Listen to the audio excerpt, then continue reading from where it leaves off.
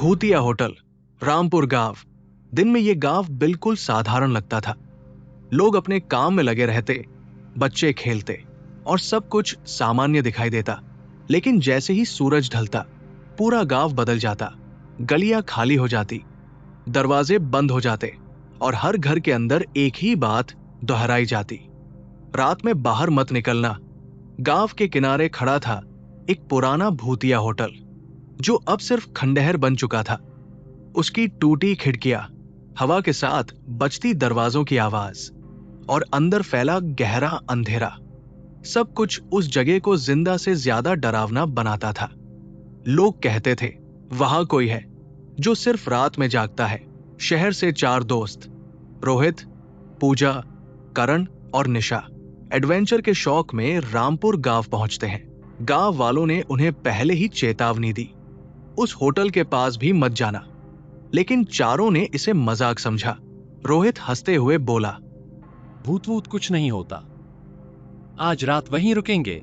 और यही उनकी सबसे बड़ी गलती थी। रात होते ही वे होटल के अंदर दाखिल हुए। जैसे ही उन्होंने दरवाजा खोला, आवाज पूरे होटल में गूंज गई। अंदर धूल जमी थी, दीवारों पर अजीब निशान थे और हर कोना ऐसा लग रहा था जैसे कोई उन्हें देख रहा हो। उन्होंने एक कमरे में बैठकर अपना सामान रखा। शुरू में सब ठीक था, लेकिन जैसे ही घड़ी ने 12 बजाए, पूजा अचानक चुप हो गई। उसकी नजर दरवाजे पर टिक गई।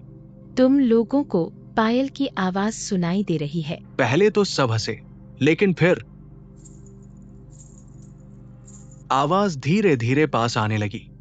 अब किसी के पास हंसने की हिम्मत नहीं थी। करण ने टॉर्च उठाई और बाहर गया। लंबा कॉरिडोर, दोनों तरफ बंद कमरे, लेकिन कोई नहीं।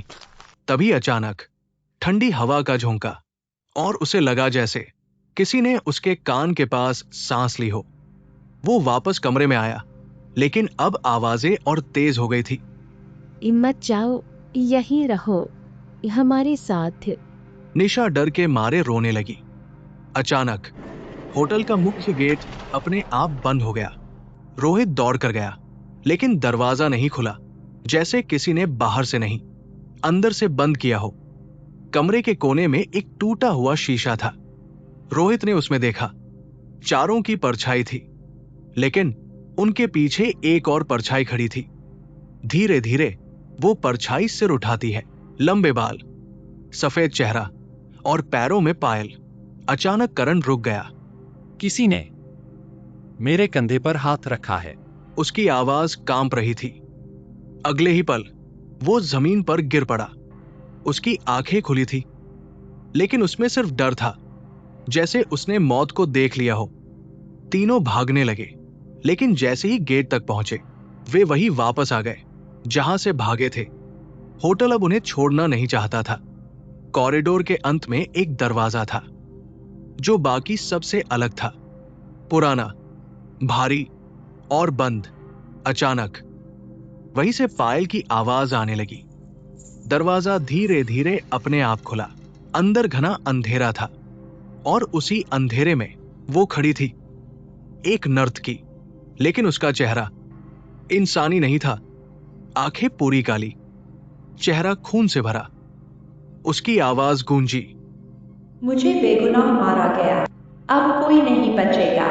रोहित, पूजा और निशा भागे, चिल्लाते हुए, रोते हुए, और अचानक सब कुछ शांत हो गया।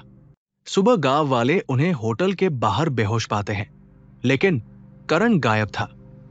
जब वे होटल के अंदर जाते हैं, तो फर्श पर पायल के निशान दिखते हैं, जो सीधे उसी कमरे में जाते हैं जहां दरवाजा फिर से बंद था।